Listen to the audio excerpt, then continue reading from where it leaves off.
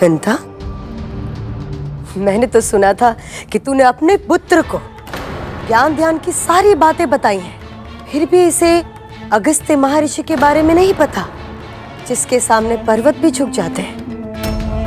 पर्वत भी झुक जाते हैं? तब तो ये महर्षि सचमुच अद्भुत है।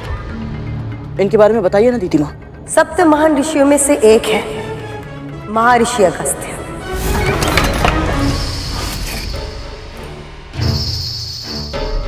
इतने शक्तिशाली हैं, इतने शक्तिशाली कि एक बार उन्होंने विशाल पर्वत को भी विवश कर दिया था अपनी आज्ञा मानने के लिए।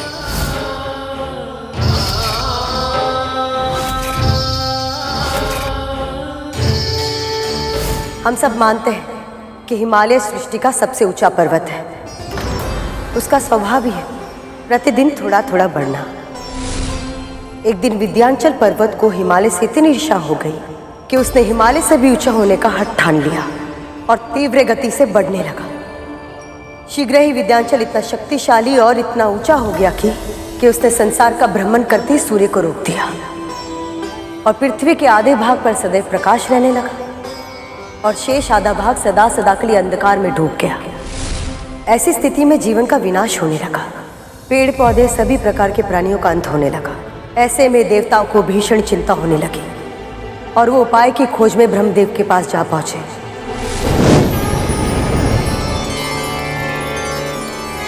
प्रणाम ब्रह्मदेव।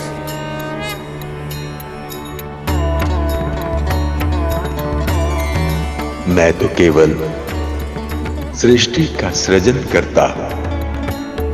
विंध्याचल को बढ़ने से रोकना मेरे सामर्थ्य में नहीं है। ब्रह्मदेव से इच्छा पूरी नहीं हुई तो सभी देवगण विष्णु के पास जा पहुंचे। प्रणाम विष्णु जी। सृष्टि में जो होता किसी न किसी कारण से ही होता और इसीलिए आपकी समस्या का समाधान करना मेरे लिए संभव नहीं। विंध्याचल के विकास को रोकने का उपाय महादेव शिव शंकर ही कर सकते हैं। संपूर्ण ब्रह्मांड में केवल एक ही महात्मा है जो पृथ्वी पर छाए इस संकट का समाधान कर सकते हैं और वो है महर्षि अगस्त्य। आप सब उनके पास जाइए, समाधान अवश्य मिलेगा।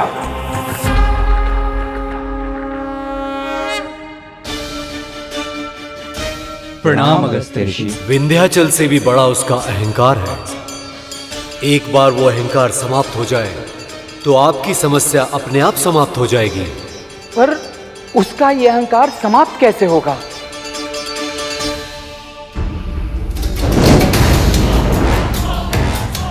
कितने छोटे हैं ये सब मेरे सामने, कितने तुच्छ। ओम नमः शिवाय, ओम नमः शिवाय, ओम नमः शिवाय, ओम नमः शिवाय, ओम नमः शिवाय, ओम नमः शिवाय। मैं इतना विशाल हूं पर मेरी ओर आंख उठाकर भी नहीं देखा। ओम नमः शिवाय, ओम नमः शिवाय। अवश्य ही ये कोई बहुत सिद्ध महान ऋषि हैं। तभी तो शिव भक्ति में इतने लीन हैं कि आसपास की कोई भी वस्तु इन पर अपना प्रभाव नहीं डाल पा रही है। ओम नमः शिवाय। यदि इनका मुझे आशीर्वाद मिल जाए तो मेरा प्रभुत्व और भी अधिक बढ़ जाएगा। ओम नमः शिवाय। अभिवादन स्वीकार कीजिए महर्षि। ओम नमः शिवाय। अभिवादन स्वीकार कीजिए महर्षि।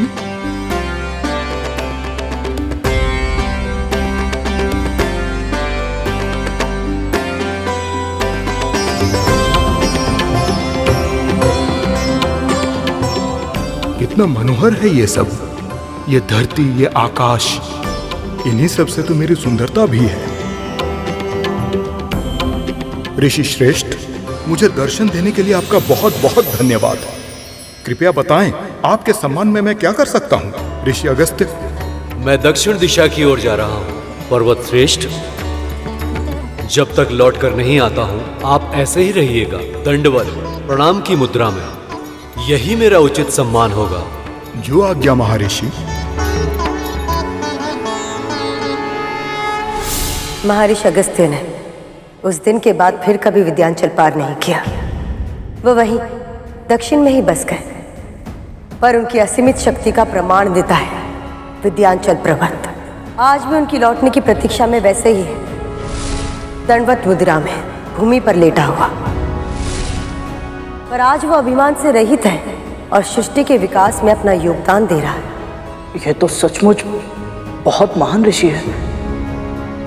इनके दर्शन करना तो सौभाग्य की बात होगी। इतना अधीर मत हो वरुण।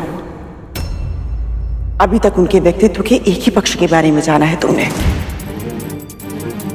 पर महर्षि अगस्त्य के व्यक्तित्व में बहुत कुछ ऐसा है जो सतह से नहीं दिखाई देता।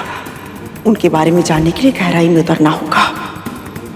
तेरे पिता महर्षि कश्यप बहुत शांत है। उन्हें देखते ही शीतलता का अनुभव होता है, किंतु वहीं दुर्वासा ऋषि, जिन्हें देखते ही क्रोध की अग्नि का अनुभव होता है, किंतु महर्षि अगस्त्य इन दोनों से भी विकट है। उनका व्यवहार अप्रत्याशित होता है। वो कब क्या करेंगे, किस पर प्रसन्न होंगे, किस पर क्रोधित होंगे और किसको अपना वरदान देंगे और किसको अपना श्राप, इसका अनुमान लगाना असंभव है। पिताजी और दुर्वासा ऋषि के सामने तो सावधान रहा जा सकता है, पर जिनकी प्रतिक्रिया का कोई अनुमान न लगा पाए, उनके सामने कोई कैसे व्यवहार करे? यही भूल उन दोनों ने भी की थी। आतापी वातापी के साथ क्या हुआ था, स्मरण है ना दीदी? ये कथा तो हमने भी नहीं सुनी माँ, बताइए ना, कौन थे आतापी वातापी? आतापी वातापी दो राक्षस थे। दोनों ने संसार में अपना आतंक मचाया हुआ था। एक दिन एक व्यापारी अपने घर लौट रहा था। उसे देख आतापी वितापी ने अपना रूप बदला और मायावी शक्ति से उस व्यापारी के साथ छल किया। फिर आतापी ने बोला, लगता है आप बहुत दूर से आ रहे हैं। मैं इस बकरे को खाने ही जा रहा था, वो तो शिव की कृपा से आपके साथ भेंट हो गई। आपको खाना खाने पीना नहीं जाने दूंगा मैं यहां से। मेरी कुटिया निकट ही है, आप आइए मेरे साथ।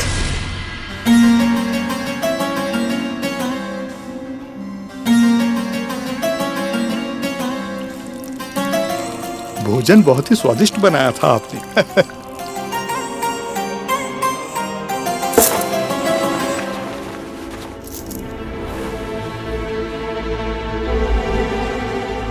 ये आपके लिए छोटी सी भेंट।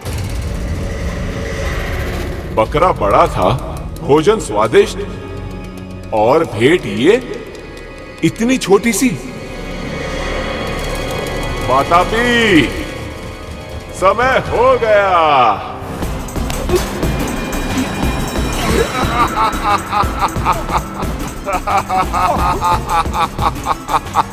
वातापी,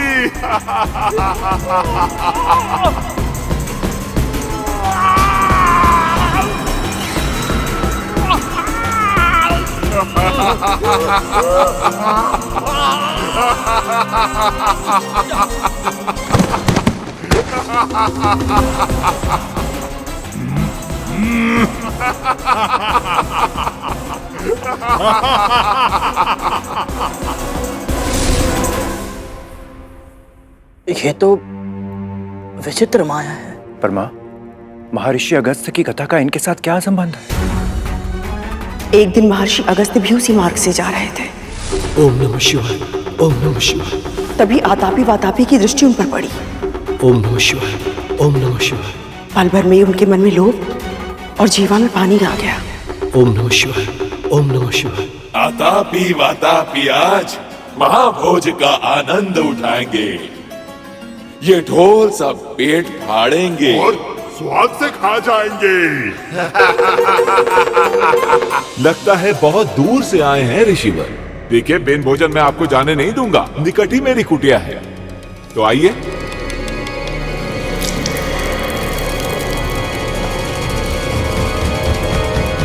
जीर्णाम जीर्णाम वातापी जीर्णाम।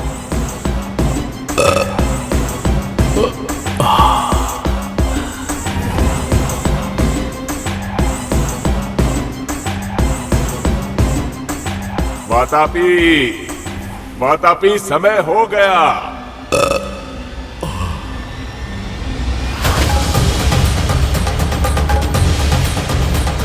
वातापी, समय हो गया। वातापी, बाहर निकल। क्या किया है तूने मेरे भाई के साथ ऋषि? बता तूने क्या किया है? कहाँ है मेरा भाई? तुम्हारा भाई? मैंने कहा था, तुमने सुना नहीं? जीर्णाम जीर्णाम वातापी जीर्णाम। इस मंत्र के उच्चारण से भारी से भारी भोजन पचा सकते हैं। तुझे इसका दंड मिलेगा।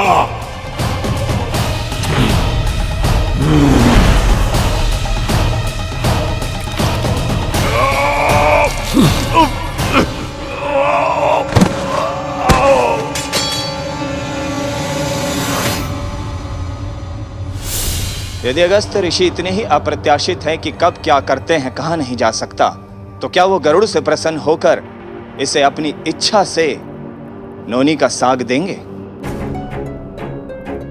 ये कार्य कठिन है, परंतु असंभव नहीं। महारानी, नोनी का साग मैं ले आऊंगा, तो भी समय से पहले।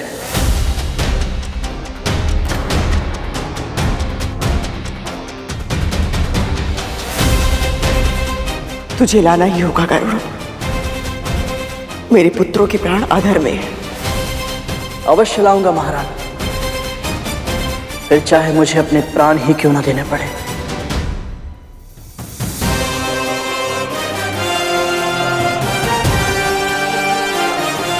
आज्ञा दीजिए।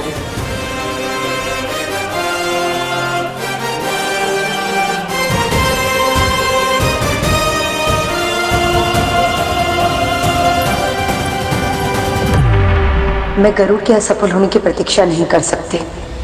मुझे स्वयं ही ये निश्चित करना होगा कि इनसे कोई चूक हो जाए और ये जीवित पुत्रिका के व्रत विफल हो जाए। पर कैसे करूं ये? कैसे?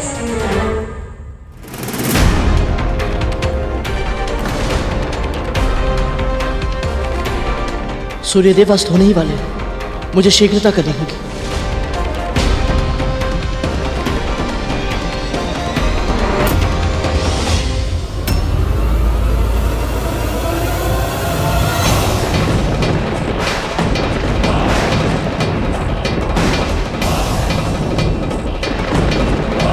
यमदूत यहाँ?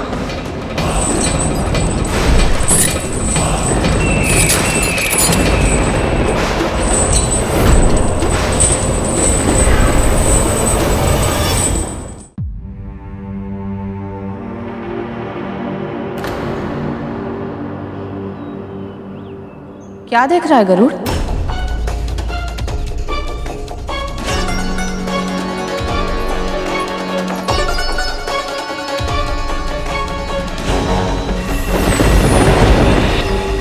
क्या हुआ? बोल।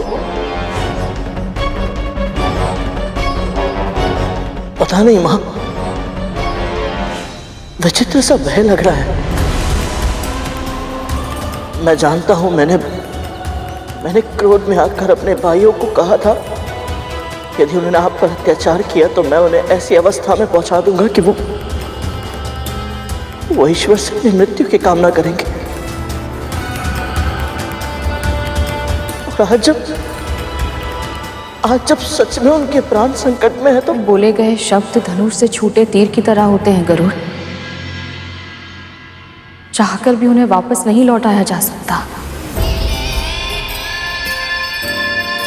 पर इस समय तो इन नकारात्मक विचारों को मन में मत आने दे। अभी जो कार्य करना है उस पर ध्यान दे।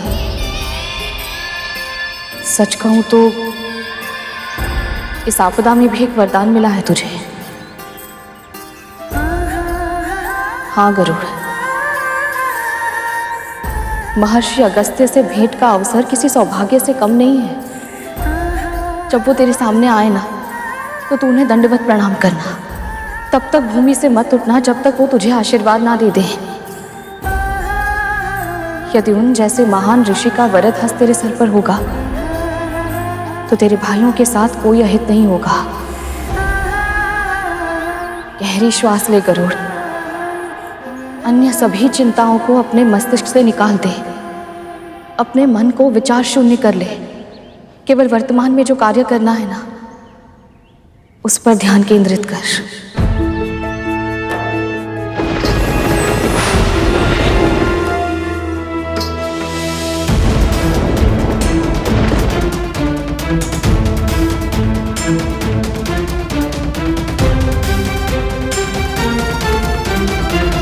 आज्ञा दीजिए मां।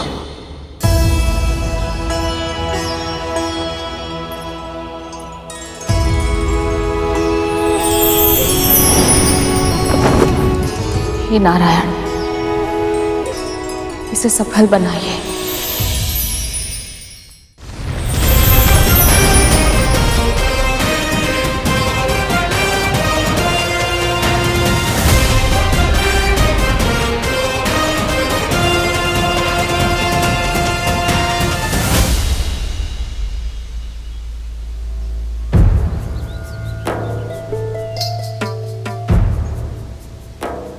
मेरी समझ के अनुसार आश्रम होना तो यही चाहिए, पर यहाँ तो कुछ भी नहीं है। ना आश्रम दिख रहा है और ना ही महर्षि और उनके शिष्य। कहीं मैं किसी और स्थान पर तो नहीं आ गया?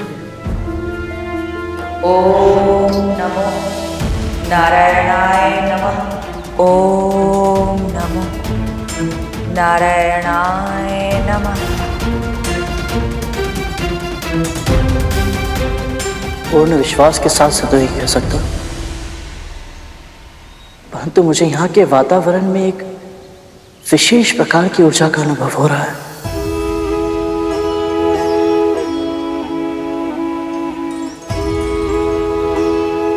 यदि आप सब महर्षि अगस्त्य की साधना शक्ति के साक्षी रहे हैं, तो कृपया मुझे भी उनकी आभा का दर्शन करवाइए।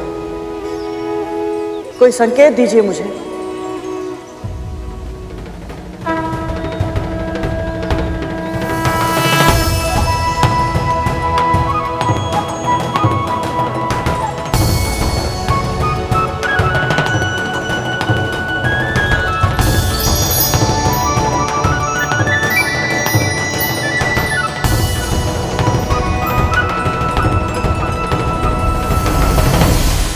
इसका अर्थ यह है कि मैं सही स्थान पर हूं। अब बस महर्षि के दर्शन प्राप्त हो जाए।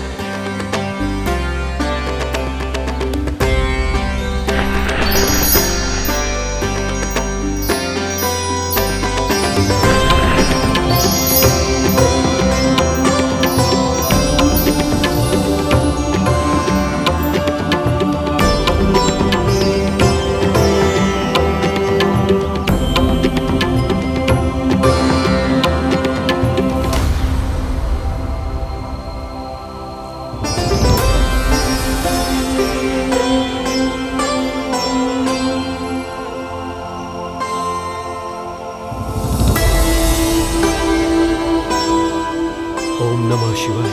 ओम नमः शिवाय। ओम नमः शिवाय। ओम नमः शिवाय। ओम नमः शिवाय। ओम नमः शिवाय। ओम नमः शिवाय। ओम नमः शिवाय। ओम नमः शिवाय। ओम नमः शिवाय। ओम नमः शिवाय। ओम नमः शिवाय। ओम नमः शिवाय। ओम नमः शिवाय। ओम नमः शिवाय।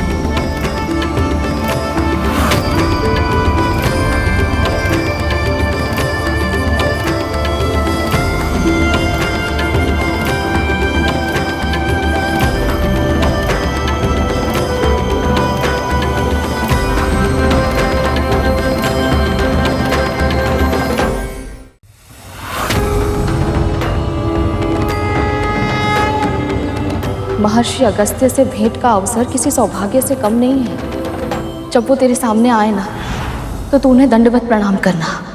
तब तक भूमि से मत उठना जब तक वो तुझे आशीर्वाद ना दे दे।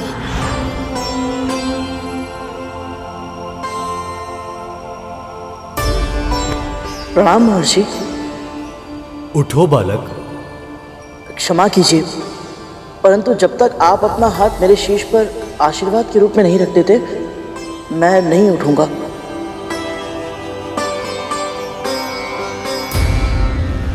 इस दासी ने तुझ पर हाथ उठाया कद्रू। तुमने इसको तन तक नहीं दिया। ऐसे नियंत्रित करी तुम इस विंता और उसके पुत्र को। मैं मानती हूं कद्रू कि क्रोध ना करके तुम अपनी जीवित पुत्रिका के व्रत को व्यर्थ नहीं करना चाहती, क्योंकि तुम्हारे पास ये अंतिम उपाय है अपने पुत्रों के प्राण बचाने का। पर यदि तुम इन दोनों को उनकी मर्यादा नहीं सिखाओगी तो देखना कद्रू, ये दासी एक दिन तुम्हारे शीश पर बैठकर राज करेगी और तुम सिर्फ चुपचाप देखने के सिवाय कुछ नहीं कर पाओगी। ये स्वयं तुम्हें थप्पड़ मार सकती है, तो कल्पना करो कि भविष्य में वो अपने विशाल विकट पक्षी से क्या क्या करवाएगी। तुम हंस रही हो कद्रू? स्वर्ग में तुम्हें बहुत अच्छी नींद आती होगी ना दीदी? तुम्हें स्वप्न देखने की इतनी लत लग चुकी है कि तुम दिन में भी स्वप्न देखने लगी हो। एक तो दिवा स्वप्न, ऊपर से इतना आनंददायक। हंसू नहीं तो क्या करूं?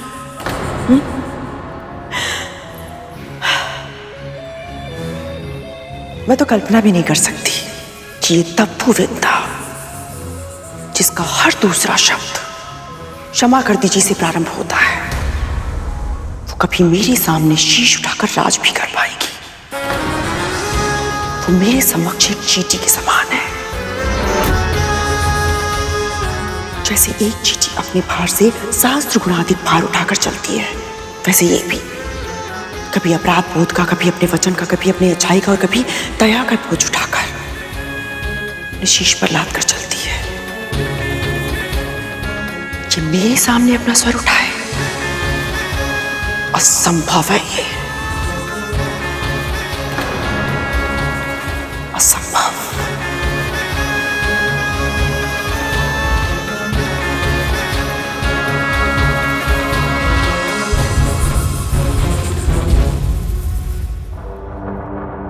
सही कहा तुमने कद्रू, ये विंता एक चींटी जैसी ही है, पर किसी चींटी को सताना, उसे मारना, ये बहुत बड़ा महापाप होता है, जिसका तुम्हें आभास भी नहीं है कद्रू। कद्रू, कद्रू, बहुत बहुत धन्यवाद ऐसा उपाय देने के लिए। अब देखना कद्रू, ये छोटी सी चींटी ही तुम्हारे इतने बड़े व्रत को कैसे भंग करती है। बड़े ही हठी बालक हो तुम। आपसे हट करने की धृष्टता तो मैं स्वप्न में भी नहीं कर सकता। ये तो मेरी माँ की आज्ञा है गुरुदेव। उनकी आज्ञा का उल्लंघन मैं कभी नहीं कर सकता। गुरुर ब्रह्मा गुरुर विष्णु गुरुर देवो महेश्वर गुरु साक्षात पर ब्रह्म तस्मै श्री गुरुवे नमः।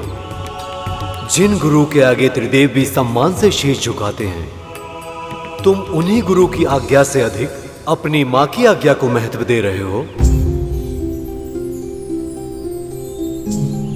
श्री गंगा जी के समान कोई और तीर्थ नहीं, श्री विष्णु के समान कोई और प्रभु नहीं, शिव के समान कोई पूज्य नहीं और माँ के समान कोई और गुरु नहीं। आप मेरे समानीय है गुरुदेव, परंतु संसार में माँ का स्थान कोई और कैसे ले सकता है भला? आप ही बताइए। तुम्हारी माँ ने तुम्हें उत्तम शिक्षा दी है गरुड़।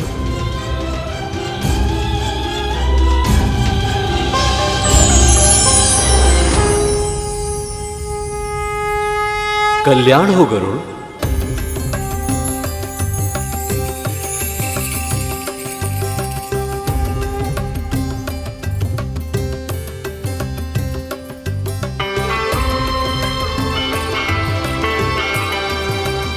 महर्षि, आप मुझे पहचानते हैं? मेरी माँ ने बताया था आप सर्वज्ञाता है, सब कुछ जानते हैं, परंतु स्वयं आपकी महानता का अनुभव करना अद्भुत है मेरे लिए। आप कैसे? जीवित पुत्री का व्रत के लिए नोनी का साग लेने आए हो ना?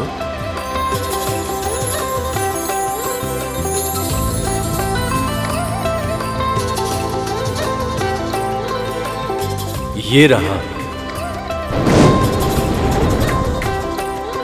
ले लो।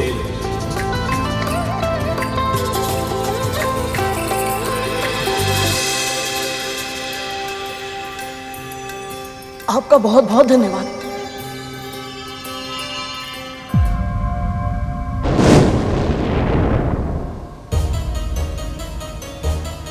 महर्षि,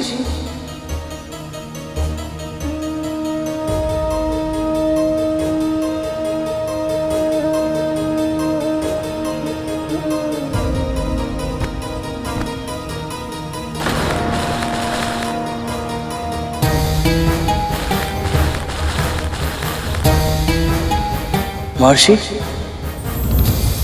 सही टोकरी पहचान लो और नोनी का साग लेकर जाओ।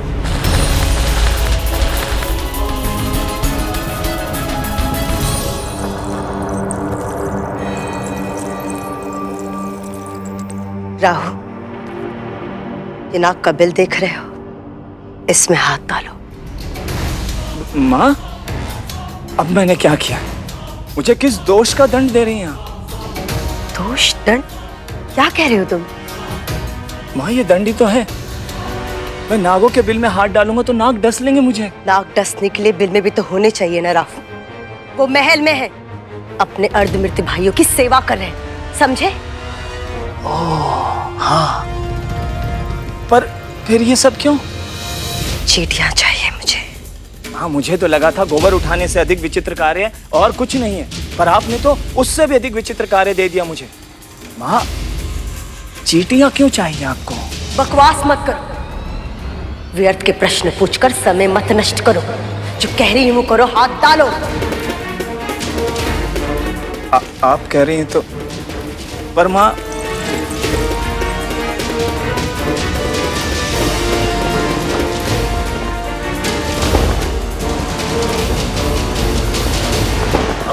छी, माँ, चींटियां कैसे चल रही है मेरे तन पर?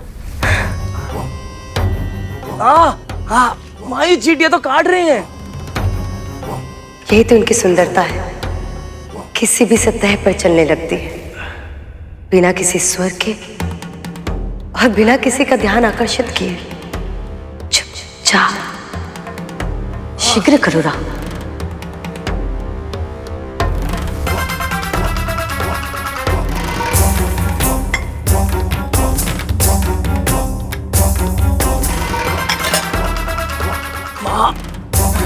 पकड़ो, अब चलो।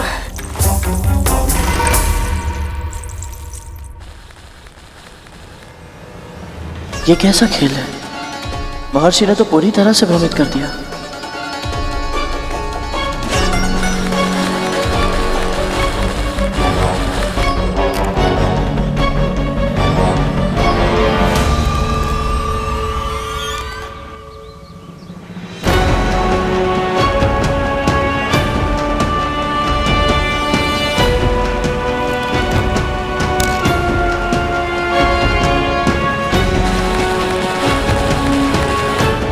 ये अंतिम अवसर है गुरु। यदि तुमने इस बार चूक कर दी तो तुम्हें नोनी का साग लिए बिना ही लौटना होगा।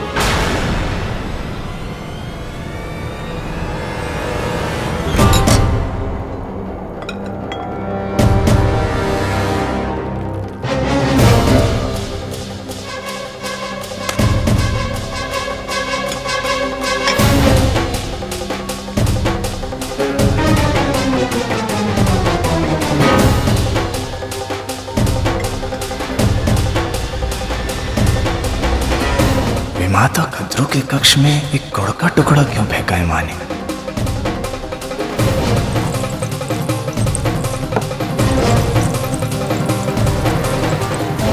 राहु, पकड़ो इसे ध्यान से।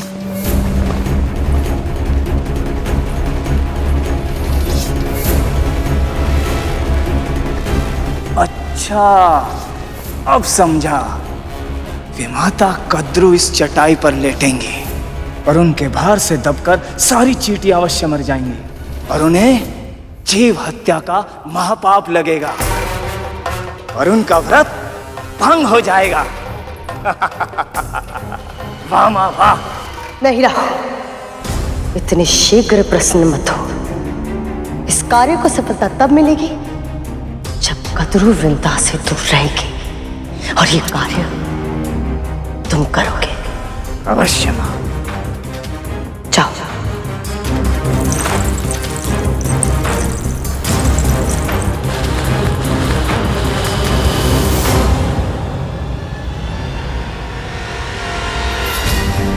सूर्यदेव भी अब किसी भी क्षण अस्त हो जाएंगे।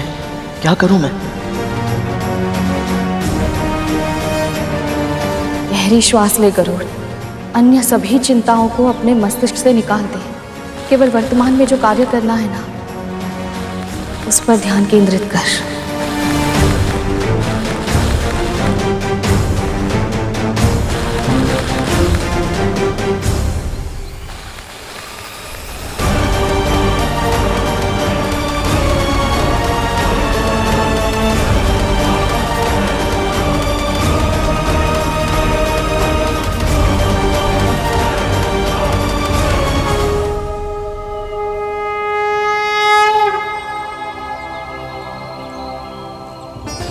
क्षमा करें गुरुदेव, मैं समझ गया। जब तक आप मुझे सिखाएंगे नहीं, मैं सही टोकरी चुनने में असमर्थ हूं। अच्छा शिष्य बनने के लिए उस व्यक्ति को सबसे पहले ये स्वीकार करना चाहिए कि उसे इस विषय का ज्ञान नहीं है और उसे सीखने की आवश्यकता है। व्यक्ति में विनय का गुण हो तभी वो ज्ञान प्राप्त कर सकता है। अब तुमने अपनी अज्ञानता को स्वीकार कर लिया है, तो मैं तुम्हें वो सभी विद्याएं जिनका ज्ञान मुझे है, वो सब अवश्य तुम्हें सिखाऊंगा। किंतु अभी ये लो, ये नौनी का साग अपनी मां के लिए ले जाओ।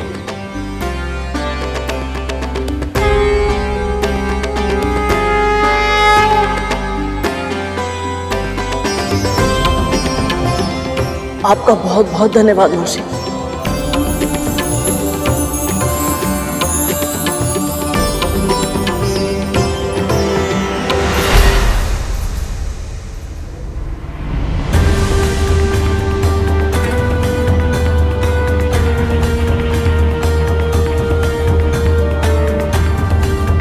तुम गुरु से तब तक कुछ प्राप्त नहीं कर सकते जब तक कि तुम गुरु दक्षिणा न चुका दो।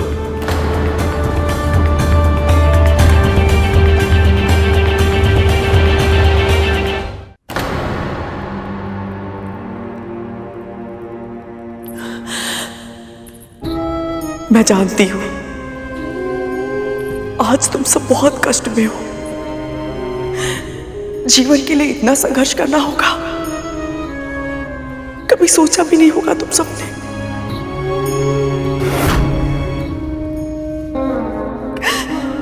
और इस संघर्ष में इतनी आसानी पीड़ा, इसकी तो कल्पना भी नहीं की होगी। किंतु स्मरण रहे, तुम सबने कद्रू की गर्भ से जन्म लिया है। इस सृष्टि में आने का एक ही उद्देश्य है तुम सबका, त्रिलोक पर शासन करना। तुम सब हार नहीं मान सकते। नहीं, अपने आंतरिक बल को संचित करो मेरे पुत्रों, संचित करो।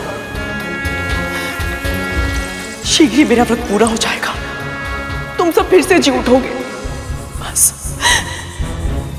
तब तक के लिए। कद्रू, ये सब तुम्हें सुन नहीं सकते।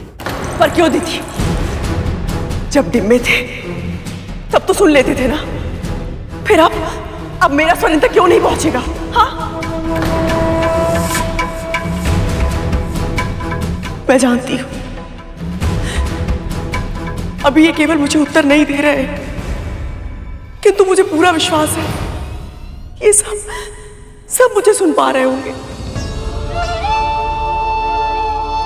कद्रू, तुम्हारे मन में जो बवंडर उमड़ रहा है उसका अनुमान है मुझे, पर यदि तुम पीड़ा में इस तरह डूब जाओगी तो तुम्हारे पुत्र को स्थिति से बाहर निकलने के लिए जो उपाय है, तुम्हारा व्रत कैसे कर पाओगी? पूरे दिन से तुम कितना थक गई हो तुम्हें आभास भी है नहीं ना? और कल तुम्हें ब्राह्मणों का भोज का आयोजन भी तो करना है। अब चलो चलो कद्रू, विश्राम करो। माँ, मैं जानता हूं आपका मन विचलित है, पर माँ, तन को नींद की आवश्यकता होती है। अभी आपका व्रत समाप्त नहीं हुआ, कल आपको ऊर्जा की अधिक आवश्यकता पड़ेगी। जी माँ, अपने लिए ना सही, हमारे लिए, हमारे भाइयों के लिए स्वयं के ऊपर इतना अत्याचार मत कीजिए माँ। चलिए तनिक विश्राम कर लीजिए। चलिए माँ।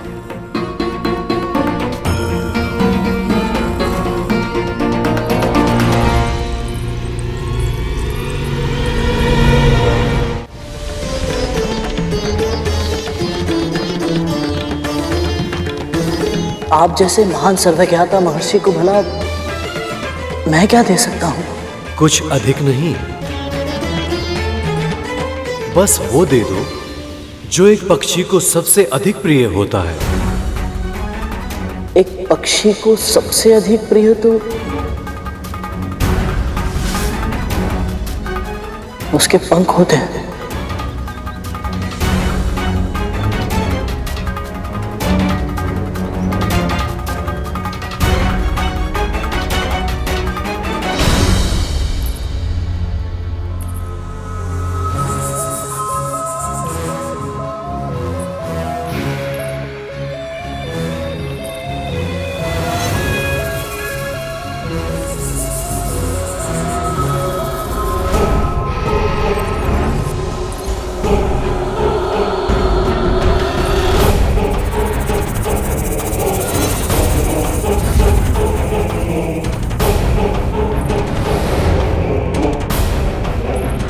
जैसे ही कद्रू इस आसन पर विश्राम करेगी, उसके भार से अनेक चींटियां मर जाएंगी और जीवित हत्या के दोष में उसके जीवित पुत्रिका का व्रत टूट जाएगा।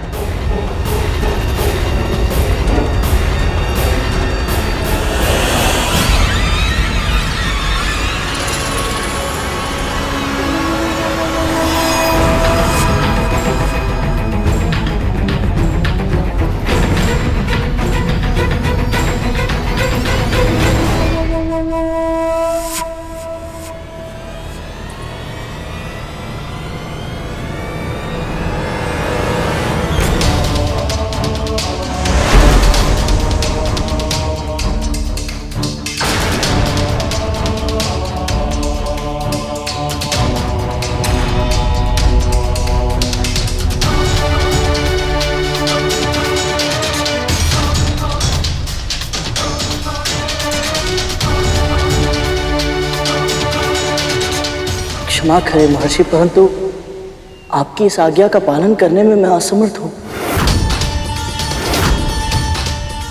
मुझे लगा था तुम में इतने संस्कार तो अवश्य होंगे कि तुम अपने गुरु का सम्मान करोगे, अपने कर्तव्यों का पालन करोगे और अपने वचन को पूरा करोगे, पर तुमने मुझे निराश किया है गरुड़। नहीं नहीं गुरुदेव, मुझे क्षमा कीजिए। मेरे कहने का यह अर्थ नहीं था कि मैं आपको गुरु दक्षिणा नहीं देना चाहता। मेरा तात्पर्य तो बस ये है कि मैं चाहकर भी आपको दक्षिणा नहीं दे पाऊंगा। मेरे ये पंख बहुत शक्तिशाली है गुरुदेव। कोई भी साधारण तलवार इन्हें काट नहीं सकती। ये कोई साधारण तलवार नहीं है गरुड़। जहां इच्छा होती है वहां साधन अपने आप उत्पन्न हो जाते हैं गरुड़। इस संसार में ऐसी कोई वस्तु नहीं जिसके सामने इस तलवार की धार हार जाए।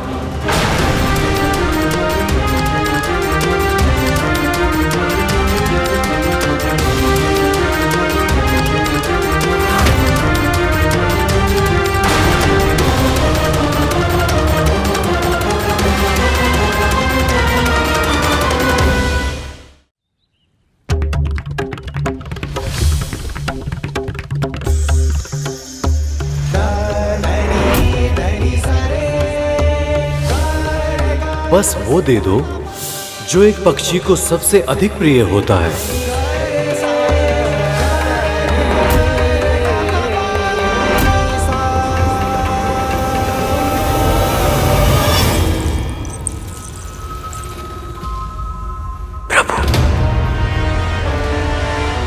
आपसे कुछ नहीं छुपा है।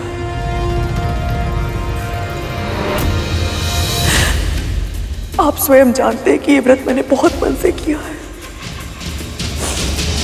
यदि भूल से भी कोई भूल हो गई हो तो मुझे क्षमा कर देना। मैं जानती हूँ आपके प्रति मेरी श्रद्धा में कोई कमी रह गई है, किंतु विंता तो आपकी परम भक्त है ना प्रभु। वो भी मेरे पुत्रों के लिए प्रार्थना कर रही है, उसने भी व्रत रखा है।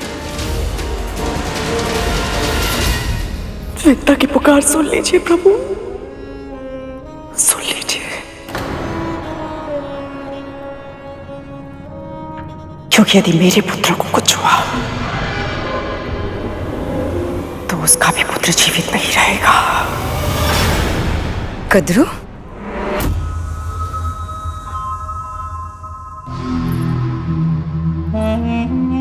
कद्रू, मैंने तुम्हें विश्राम करने के लिए कहा था ना?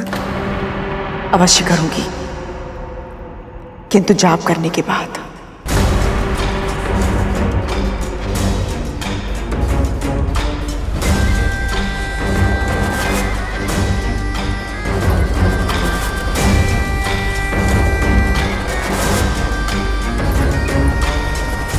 एक बार दिखाती हूँ कद्रू दीदी को। जाप कितनी बार करोगे? 108 बार। 108 बार? कम है ना 108 बार? 1008 बार करूंगी।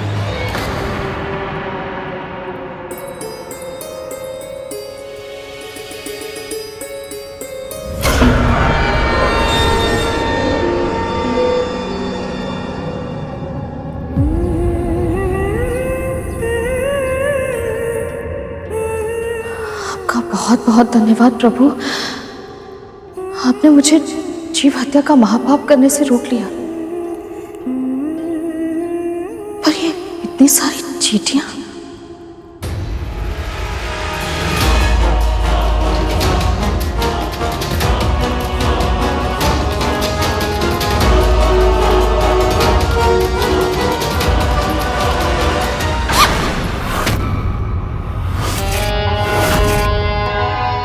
कुछ खाने को मिलेगा विमाता?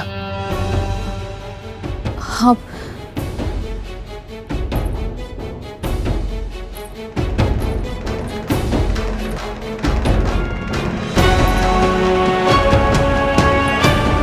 बस अब किसी भी पल चींटियों की जीव हत्या के दोष से कद्रू का व्रत टूट जाएगा।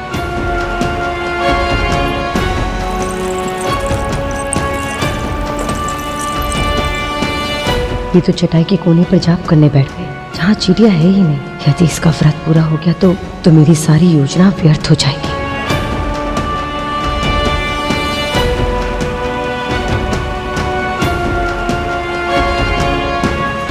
ओम नमो नारायणाय नमः।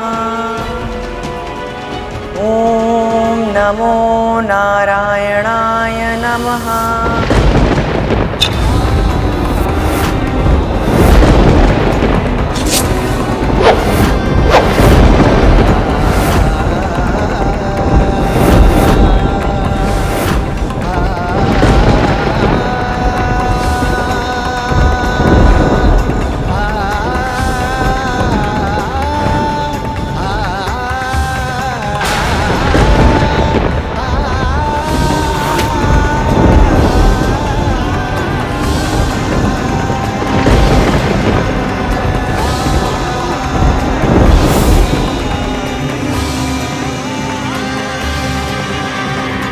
आप फिर से अरुण भैया के जन्म के दिन के बारे में सोच रही है ना माँ?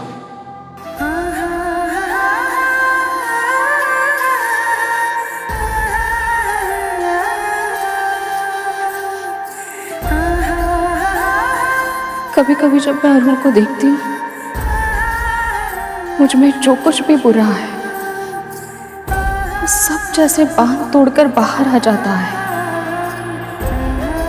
उसे जब देखती हूँ तो मेरे सारे दोष मेरे सामने आकर मुझे सत्य का दर्पण दिखाते हैं। कहते हैं, देख विंता, तेरे कारण तेरे पुत्र को अर्धविकसित अवस्था में जन्म लेने पर विवश होना पड़ा। पर फिर जब पलटकर तुझे देखती हूँ तो लगता है कि इस जीवन में कुछ पुण्य तो अवश्य किए होंगे मैंने, जो तेरे जैसे संपूर्ण, संस्कारी, बुद्धिशाली और बुद्धिमान पुत्र की माँ कहलाने का सौभाग्य प्राप्त हुआ है मुझे। जब तुझे देखती हूँ ना गरुड़, तो ये जीवन मुझे एक उत्सव लगता है। जब तू अपने ये पंख फैलाकर आकाश में उड़ान भरता है ना,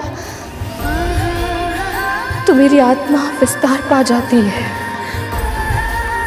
ऐसा लगता है मुझे कि स्वयं प्रभु विष्णु के चरण छू रही हूँ मैं।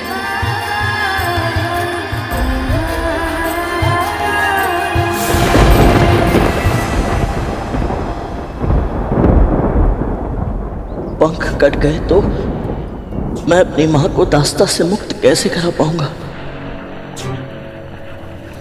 अपने भाइयों को दिया वचन कैसे निभा पाऊंगा? पिताजी की आशाओं को पूरा कैसे कर पाऊंगा? और सबसे आवश्यक तो ये है कि बिना पंखों के मैं समय से पहले महल कैसे पहुंच पाऊंगा, ताकि मेरी दोनों माओं का व्रत सफलतापूर्वक पूरा हो जाए और मेरे नाग भाइयों के प्राणों की रक्षा हो पाए।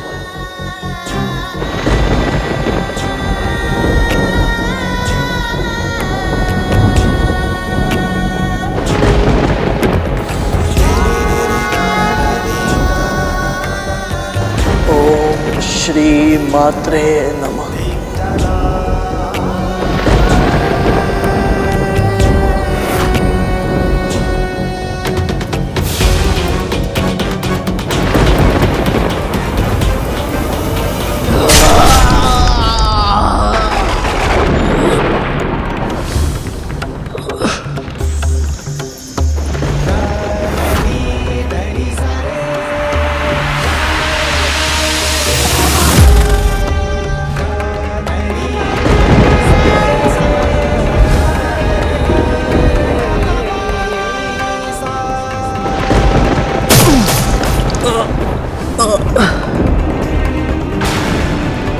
हे नारायण, मुझे अचानक इतनी पीड़ा क्यों हो रही है?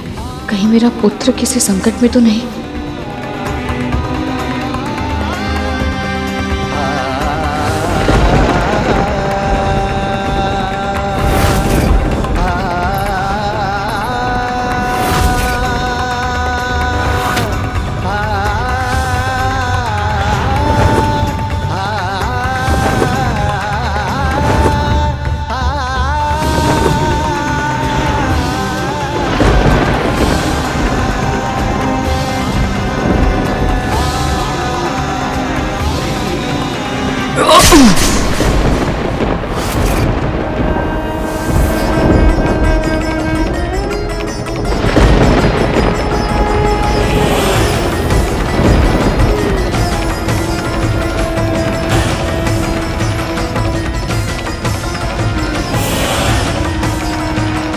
मैं आपको वचन देता हूँ भैया, मैं माँ को दास्ता से मुक्त अवश्य कराऊंगा। वचन देता हूँ मैं।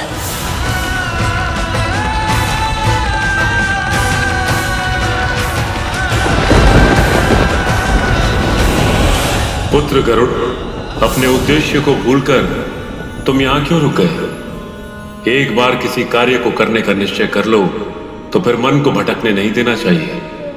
जाओ और अपने लक्ष्य को पूरा करो।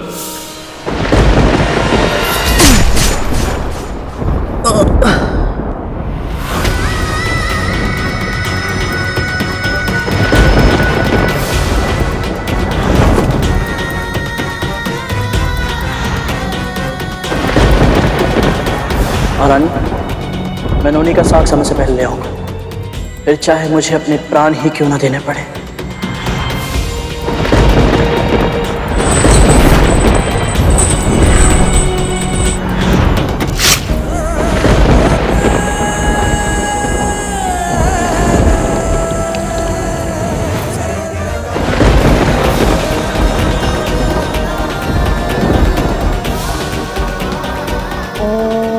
नमो नारायणाय नमः। कैसे कर पाऊंगा मैं ये सब? कैसे? परंतु गुरु दक्षिणा तो देनी ही होगी। गुरु का ऋण ना चुकाने का महापाप नहीं करूंगा मैं। अपने भाइयों के प्राणों की रक्षा और शिष्य धर्म का पालन करने के लिए तुम अपने पंखों का त्याग कर रहे हो। इतना बड़ा बलिदान, धन्य हो तुम गरुड़।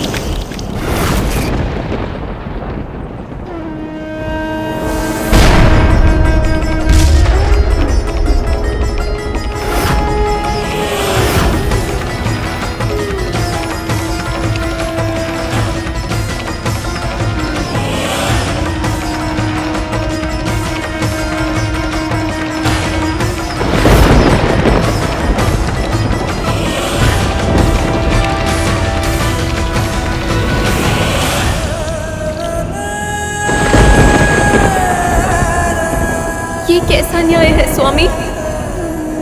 विंता ने पिछले जन्म में ऐसे कौन से पाप किए थे कि उसके एक पुत्र का पांव नहीं है और अब दूसरे पुत्र के पंख भी नहीं रहे।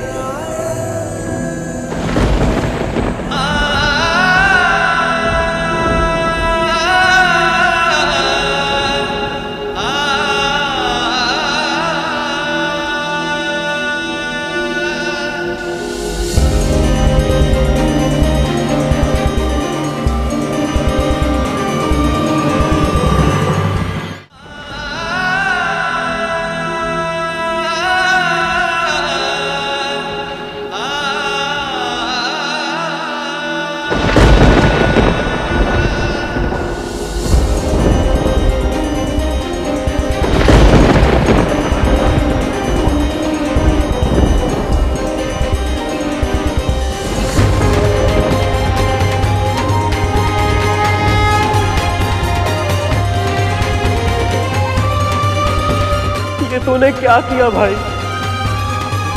अब हमारी माँ को उनके कष्टों से मुक्त कैसे करवाएगा तू?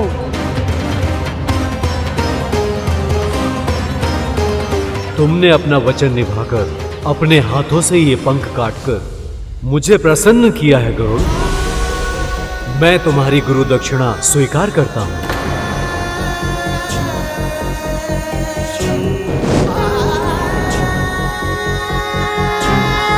ये लो, ये नोनी का साग ले जाओ और अपने भाइयों के जीवन की रक्षा करो गरुड़।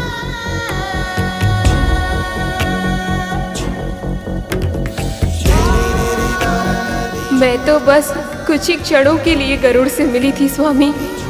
केवल कुछ समय के लिए भाभी माँ सुना था मैंने। इसकी भाभी माँ होने का अनुभव किया था। और फिर भी इसे इस दशा में देखकर मेरा हृदय फटा जा रहा है।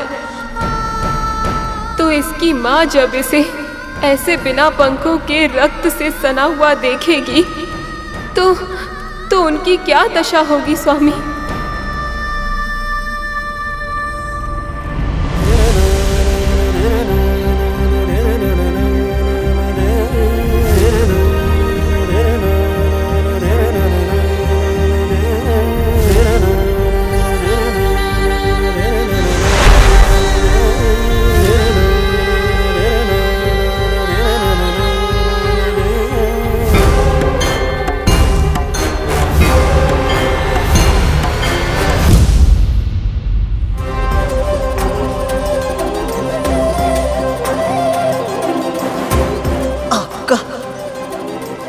बहुत बहुत धन्यवाद गुरुदेव।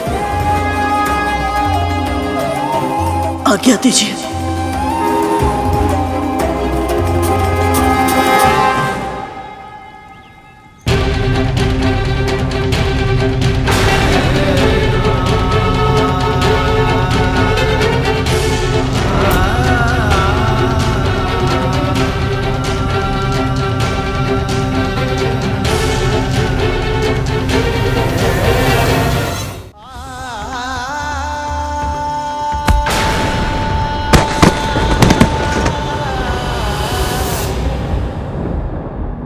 मैं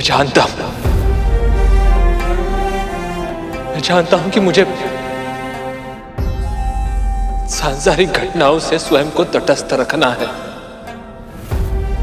किंतु गरुड़ की यह पीड़ा मुझसे देखी नहीं जा रही। पंख कटने से जितनी पीड़ा उसके तन को हो रही, उससे कई अधिक पीड़ा उसका मन सह रहा कि अब वो अपने नाग भाइयों के जीवन की रक्षा कैसे करेगा, जिन नागों ने मां कद्रू ने इसे और इसकी मां को इतने कष्ट पहुंचाए। ये उनके कष्ट के लिए व्याकुल हो रहा है जो सदैव परोपकार की भावना अपने मन में रखता है। महर्षि अगस्त्य उनके साथ इतने कठोर कैसे हो सकते हैं? प्रभु, गरुड़ के पंख ही नहीं रहेंगे तो केवल विंता मां का ही नहीं, सभी भक्तों का अपने ईश्वर से विश्वास उठ जाएगा। हे प्रभु विष्णु, हे नारायण, ये कैसी लीला है आपकी।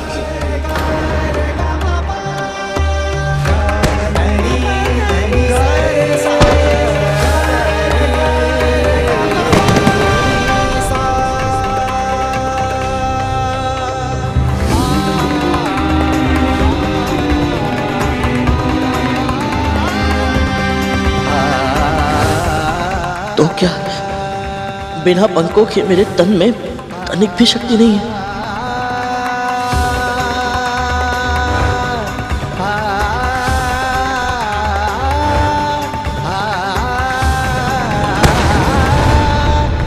एक पक्षी को उसके पंख इसीलिए सबसे अधिक प्रिय होते हैं क्योंकि उसमें उसके प्राण बसते हैं। अब पंख नहीं रहे तो मेरे प्राण भी नहीं रहेंगे।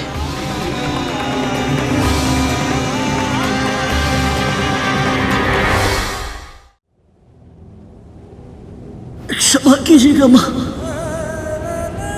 आपका गरुड़ आपको दिया वचन पूरा नहीं कर पा।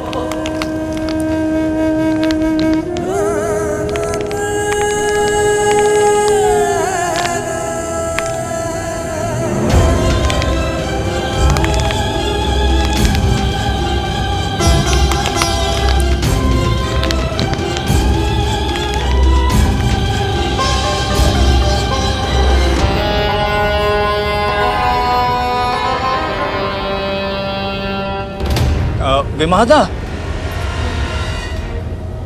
और भोजन दीजिए ना।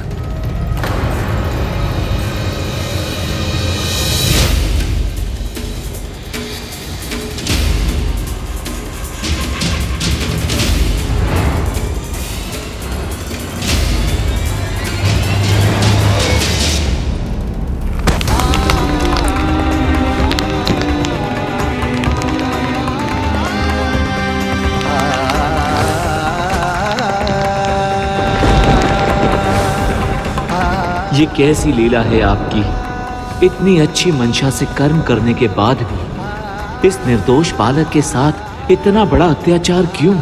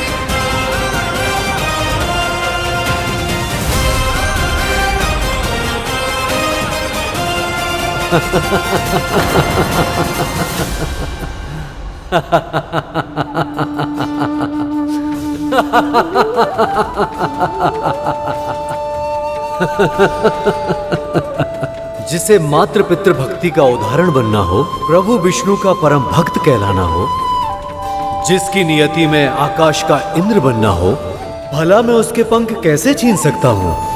समय आने पर मैं तुम्हें प्रशिक्षित अवश्य करूंगा पक्षीराज, ताकि तुम्हारी कुंडलिनी जागृत हो और तुम अपने जन्म लेने का उद्देश्य पूरा कर सको। शीघ्र ही तुमसे भेंट होगी। अब जाओ, तुम्हारा कल्याण हो पुत्र।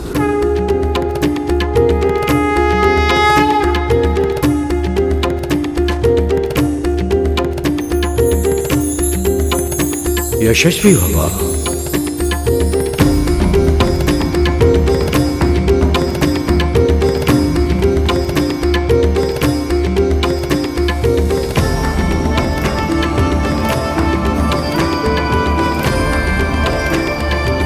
अब मैं जाकर ये नोनी का साथ माताओं को दूंगा, ताकि वे अपना व्रत पूर्ण कर पाए और मेरे नाथ भाई शीघ्र ही स्वस्थ हो जाए।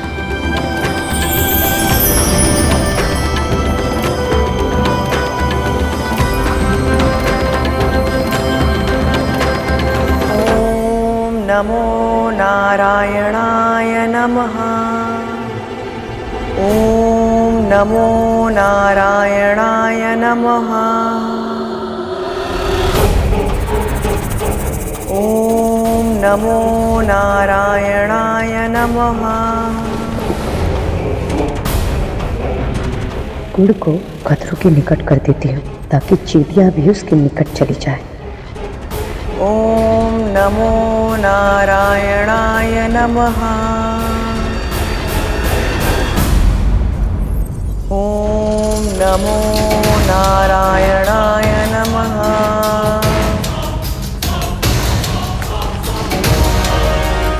ओम नमो नारायणाय नमः। ओम नमो नारायणाय नमः।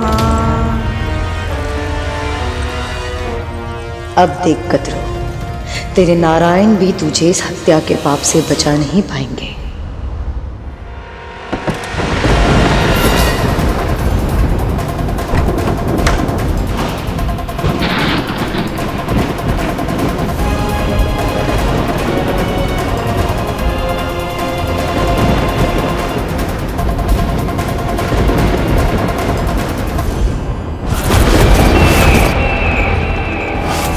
ये तो यमदूत है।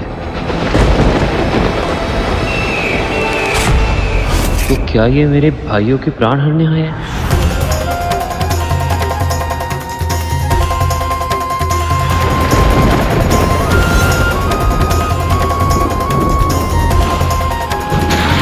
आलिया,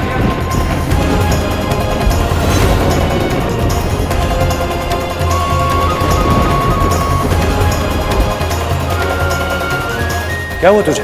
तू अकेला क्यों खड़ा है? ये तेरी आंखों में आंसू? भैया मुझे लगता है हमारे भाई नहीं रहे। क्या क्या बोल रहे तू? भैया मुझे आभास हो रहा है कि हमारे भाई नहीं रहे। माँ जितने भी जब तब व्रत रख ले, अब बहुत देर हो चुकी है भैया। और पता है भैया, अभी मैंने उसे भी देखा। किसे देखा? उसे।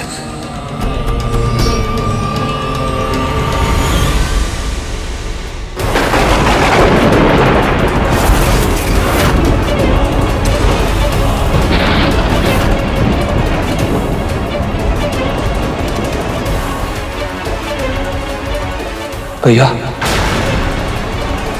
अक्षर भैया, भैया इतने क्षण बीत चुके हैं, हमारे भाइयों ने अपनी पलकें भी नहीं झपकाई है। कहीं ऐसा तो नहीं हमारे भाई? नहीं कालिया, कुछ नहीं हुआ है कालिया। मुझे विश्वास है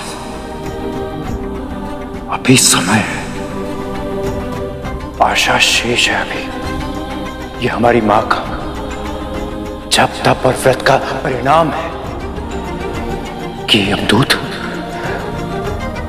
महल के इतने निकट होते हुए भी महल के अंदर प्रवेश नहीं कर पाया। और यदि हमारी मां का व्रत सफल हुआ तो ये कभी महल में प्रवेश नहीं कर पाएगा कालिया। सत्य क्या भैया आपने? बस एक बार हमारे भाई स्वस्थ हो जाए, उस गरुड़ को ऐसा दंड दूंगा कि उसकी आत्मा कांप उठेगी। क्या हुआ? कुछ काटा भैया।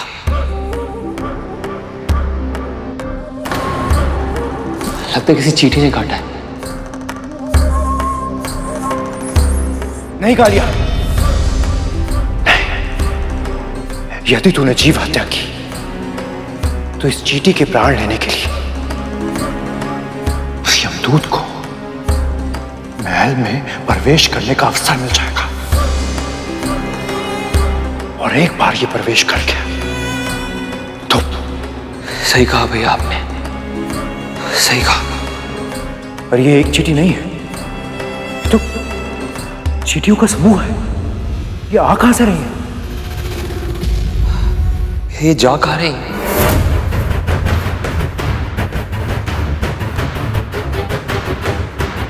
ओम नमो नारायणाय नमः।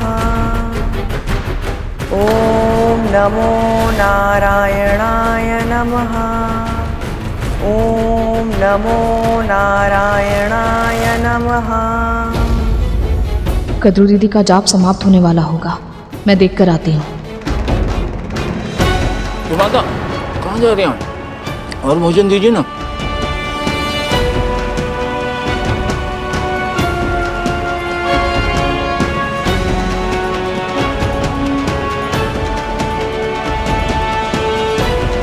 ओम नमो नारायणाय नमः। बस किसी भी तरह से कद्रू से जीव हत्या हो जाए और उसका ये जीवित पुत्रिका का व्रत टूट जाए।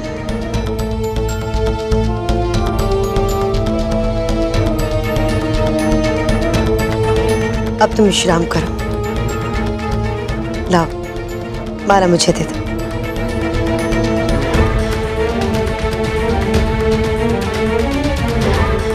ये तो माँ के कक्ष की ओर जा रही है।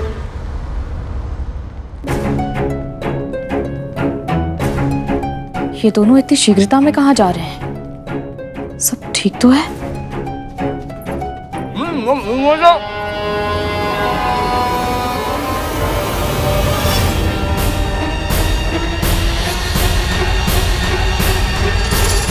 नहीं मां, रुको।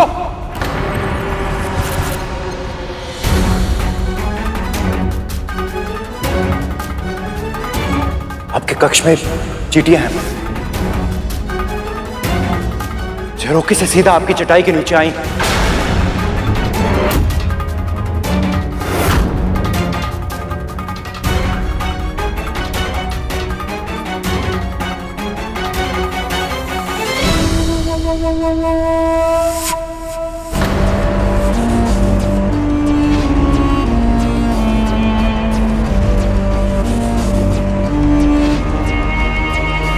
मेरी योजना सफल होने ही वाली थी कि इन दोनों ने आकर अंतिम समय में मेरा सारा खेल बिगाड़ दिया।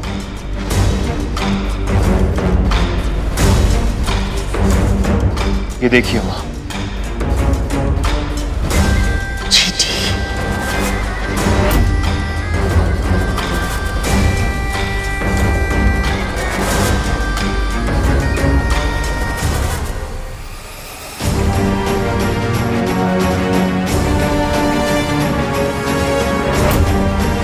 मेरे पुत्रों को चींटियां इतनी दूर से दिखाई दे गई, किंतु तुम्हें यहां होते हुए भी नहीं दिखाई थी।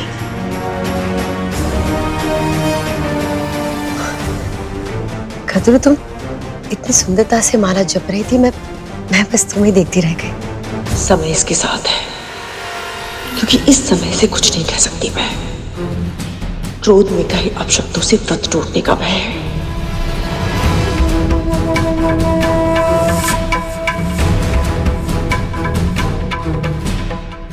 विंता, चींटियों को संभालते हुए इस कक्ष को स्वच्छ कर दो। समय अपने विरुद्ध हो तो हमें अपनी भावनाएं, मन की इच्छाएं मन में ही मारनी पड़ती है। अब मैं समझी कि ये सब विंता के लिए कितना कष्टप्रद होता होगा। पर एक बार मेरे पुत्र स्वस्थ हो जाए, फिर मैं दीदी का भी ऋण चुकता करूंगी और गरुड़ का भी।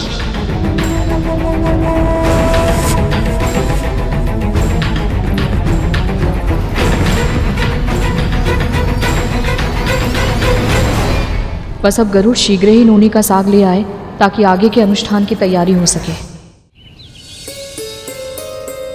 महारानी, ये लीजिए नोनी का साग।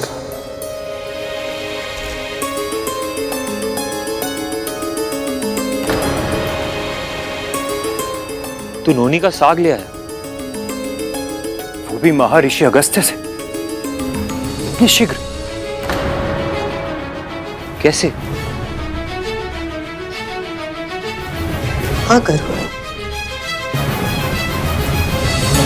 इतना कठिन कार्य तूने इतनी आसानी से कैसे कर लिया?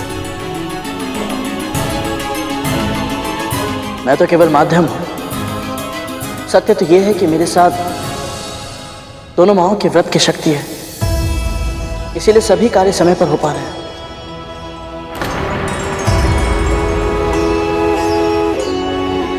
अब सभी बाधाएं दूर हो गई हैं मां। अब तो व्रत का भोग बन पाएगा ना मां? अब आप मुझे ये बताइए कि मुझे अब क्या करना है? तू कुछ नहीं करेगा, जो करना है मैं करूंगी। कुछ ही क्षण में सूर्योदय होने को है। विंता और कद्रू को सूर्य को अर्घ देकर ब्राह्मणों को भोजन कराना होगा, तब जाकर उनका व्रत पूर्ण होगा। और ब्राह्मणों को निमंत्रण देने मैं जाऊंगी ताकि वो यहाँ आकर भोजन कर सके। नहीं दीदी मां, मेरे होते हुए भला आप क्यों कष्ट करेंगे? निमंत्रण मैं दे आता हूं। अभी नोनी का साग लाते समय निकट ही नदी के किनारे मैंने बहुत बड़े ऋषि और उनके शिष्य को देखा था।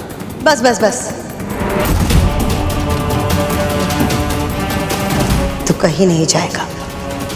मैं जाऊंगी ब्राह्मणों को निमंत्रण देने।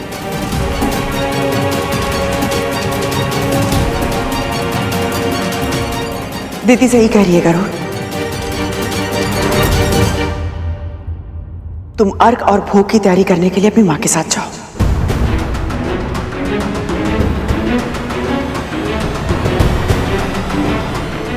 चल गरुड़।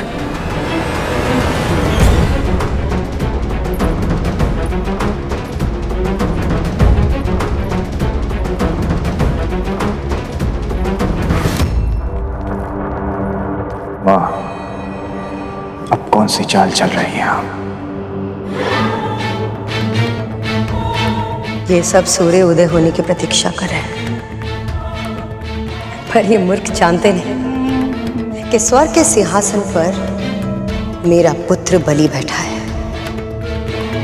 चांद सूरज तो क्या, हर देवता, प्रकृति का हर तत्व मेरे पुत्र के नियंत्रण में है। बलि, मेरे पुत्र, मैं तो बस इतना चाहती हूँ कि सूर्य शीघ्र उठ जाए, ताकि विंता और कद्रू को अपनी व्रत की तैयारी करने का समय ना मिले।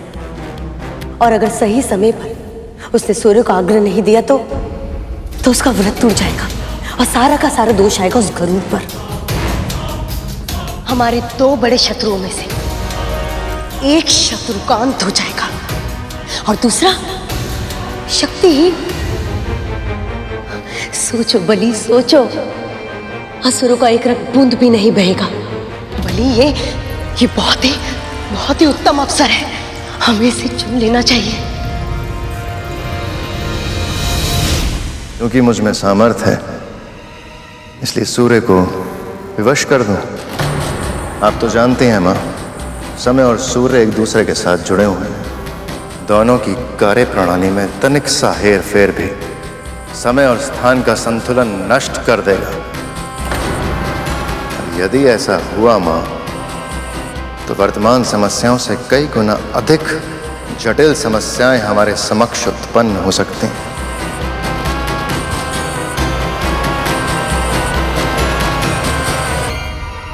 तुम बहुत सोचते हो बलि, बहुत सोचते हो, दूसरों के बारे में स्वयं से ज्यादा।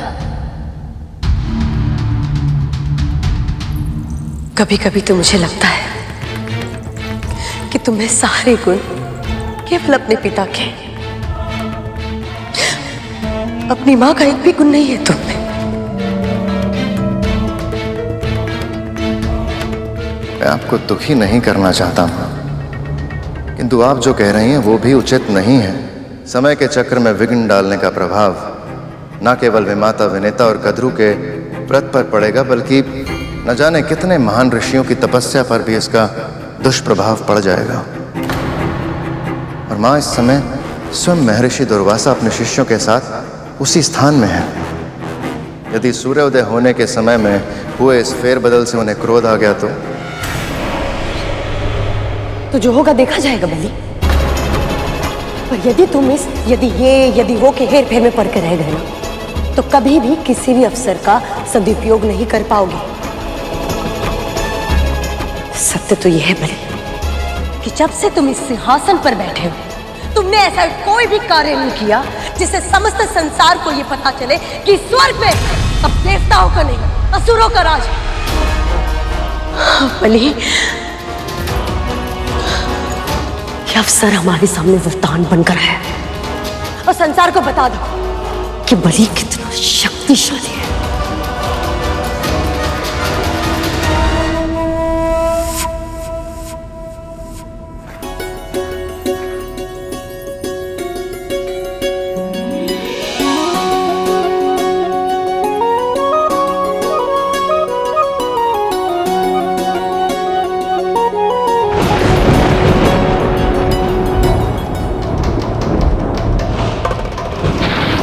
यमदूत यहाँ?